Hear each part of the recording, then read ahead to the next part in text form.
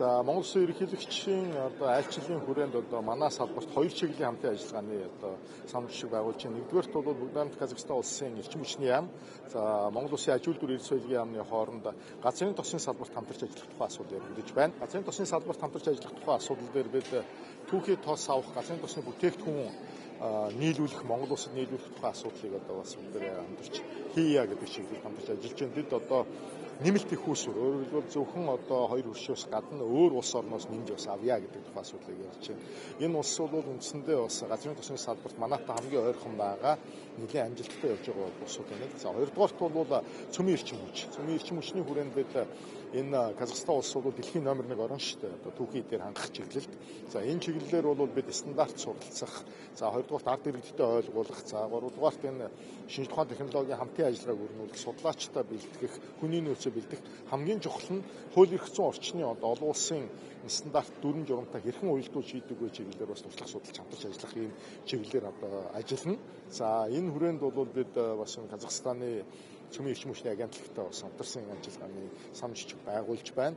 За бидний хувьд бол бас энэ чиглэл дэлхийн томоохон тоглогч болох боломжтой ийм салбар байгаа. Тэгэхээр Казахстан улс бол 3 жилийн өмнө нийт ард иргэдийнхээ дунд олон нийтийн санал асуулга явуулсан байна. За энэ санал асуулгаар нийт ард иргэдийн 75% нь энэ салбарыг дэмжиж явуулъя гэдэг ийм шийдвэр гаргасны үр дүнд бас ард иргэдтэйгээ ойлголцох чиглэлд бол том ахиц гаргасан гэж бид нарт танилцуулсан. За би бас Оросын холбооны улсын Москва хотод бас энэ Ормозын холон нөхцөл байдлаас шалтгаалаад энэ дизель түлшний үн бол маш өндөр үнэтэй болчиход байна. За одоо бол бид нар 4300 орчим төгрөгөөр жижиглэнгийн үнээр 4-р сар зарагдаж байна. 5-р сард бол энэ 6700 орчим болохоор байна. Тэгээ энэ асуудлаар бид бас үн буулгах чиглэлд Оросын холбооны улсад очиж Оросын холбооны улсын Газпром, за нефт болон Роснефть компаниуд, за тэгээд Оросын холбооны улсын эрчим хүчний сайд Цэвлёв, байгалийн нөөцийн сайд Козлов нартай уулзаж бас ажлын ажилт хийгээд ирлээ. Техникийн баг маань үлдсэн. За бас тодорхой хэмжээний хөнгөлөлт авах, за энэ үүсэж байгаа нөхцөл байдлыг даван туулахад хамтын ажиллагаагаа чиглүүлэх чиглэлд бас зарчмын шийдлүүд хийгээд ирсэн байгаа. За үгүй бол үндсэндээ манай эдийн засгийн хувьд маш хүнд цохилт ирж байгаа.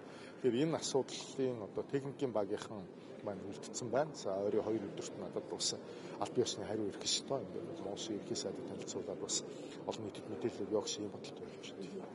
Түрүүн Казахстан дээр та цөмийн асуудал дээр бид хамтарч ажиллана гэдэг чийсэн тийм. Казахстан бол ард иргэдийнхээ санал асуулгаар дээр манай улсын нүнийг яаж шийдэх вэ? Манай улсын тохиолдол бол иргэдийн эсэргүүцэлтэй хийх нь тулгардаг тийм. Ямар ч төсвөлбөр хэрэгжүүлэх. Тэгэхээр энэ тал дээр ямар тийм Монгол улсын хувьд бол үндсэндээ олон нийтэд бас зөв ойлголтыг өгөх, салбар өөрийгөө зөв таниулах, хамтын ажиллагаагаа өрнүүлэх, ер нь иргэд, олон нийт, за тэгээд бас төрийн байгууллагууд, аж ахуйн нэгжүүд гэж 3 оролцогч тал би энэ 3 оролцогч талынхаа хамтын ажиллагааг хууль ёсны дагуу ил тод олон нийтэд нээлттэй олон улсын стандартын дагуу мэдээлэл зөв өгөөд ингээд явахд болдог гэдгийг бол бид Казахстан улс харуулж байгаа.